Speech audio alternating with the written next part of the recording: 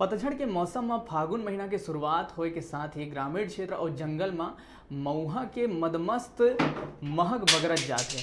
ग्रामीण क्षेत्र के लोगन मन मऊहा बिने में व्यस्त हो गए हैं। जम्मू ग्रामीण क्षेत्र में मऊहा के फूल गिरे शुरू हो गए हैं।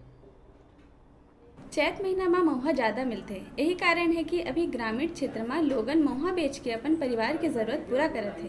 बड़े बिहनिया ग्रामीण महुआ बिने निकल जाते और मझनिया तक लौटते। गांव-गांव के बाजार में एकर बहुत मांग है।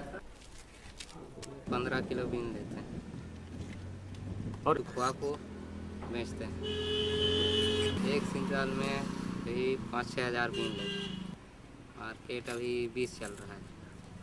पूर्व में सरकार महुआ ला समर्थन मूल्य में खरीदे के बात करे रही, फिर आज तक समर्थन मूल्य तय नहीं हो पाए है, जेकर ले बिचौलिया मन ला ज्यादा लाभ हुआ थे, जबकि किसान आज भी समर्थन मूल्य के अगोरा में है।